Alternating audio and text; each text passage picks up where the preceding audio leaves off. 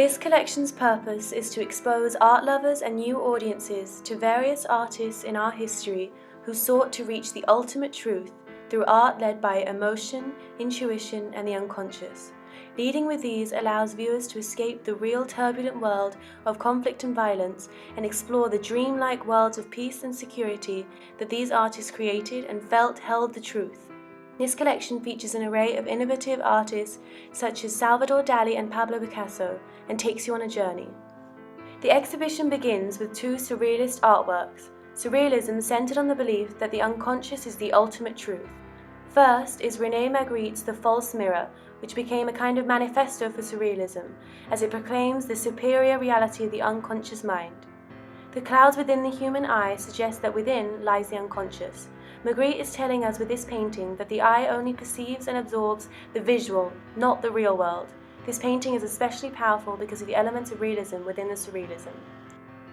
Salvador Dali's painting, The Persistence of Memory, follows, and has similar surrealist psychology and themes.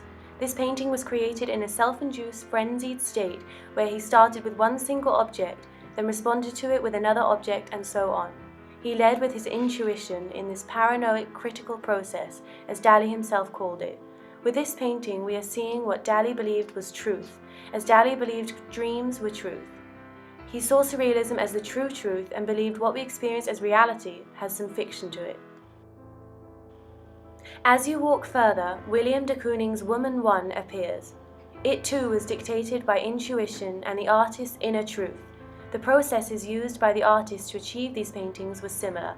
Kooning sparked his imagination by pinning line drawings on his canvas throughout, and used a continuous process of gestural reactions based on intuitions and emotions. The marks reflect his presence and create a feeling of sexual uncontrollable urges. Henri Cartier-Bresson created amazing surrealist photography, including the next image in the exhibition, Behind the Gare Saint-Nazaire. In this photograph, Bresson has used intuition to instantaneously make artistic decisions to capture this decisive moment. He has managed to capture the true reality of life, full of the too fast to be seen, fleeting, surrealist-looking moments that occur all around us with his new, fast Leica camera. Next, you will see Constantine Brancusi's The Newborn. Brancusi created minimal-looking, abstract, modern sculpture that reduces subjects to the invisible essential truths that reveal the very core of existence. His piece, The Newborn, is so abstract that it strips the subject down to its minimal true essence, giving it elemental power. He uses the low pedestal to force the viewer to lean over the piece, affecting the viewer's physical and psychological relationship to it.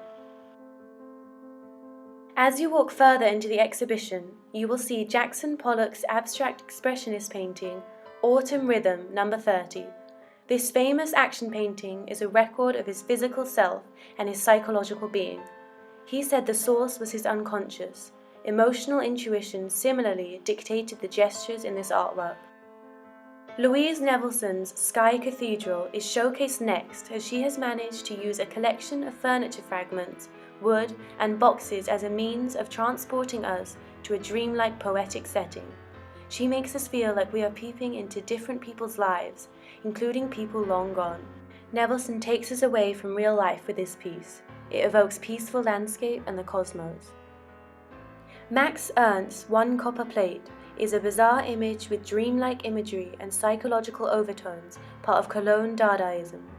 The image transports the viewer to an alternate surreal world, and is reflective of Ernst's fascination with Sigmund Freud's theories about the unconscious and dreams. Paula Modersohn-Becker's German expressionist self-portrait with an amber necklace is shown next, as it was inspired by Nietzsche's philosophy, which gave artists permission to say that the world we live in may not be the truth.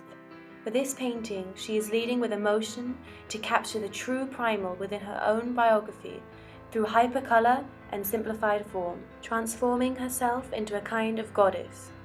She has captured her true self by embracing emotions thought of as bad and abnormal at the time. As you reach the end of the exhibit, you will see The Head of a Woman, a welded sculpture by Pablo Picasso. Picasso turned to sculpture as a means of expressing his urge to show the unseen, deep-rooted psychological cause of people and life. Head of a Woman is a line drawing in space, that peels away the superficial fake layers of physicality, revealing the psychological core of a woman. His use of stick limbs and inspiration from African masks further reinforce the elemental nature of the sculpture. This sculpture breaks the body down to just the pure essence of a woman, and therefore is depicting his version of the ultimate truth of woman. As the exhibition comes to a close, we can look back and see the theme that unifies the various mediums and art movements showcased. The artworks transported us to otherworldly, dreamlike realms of emotion, peace, and security, considered truth by these artists, amidst the turbulent real world of conflict and violence.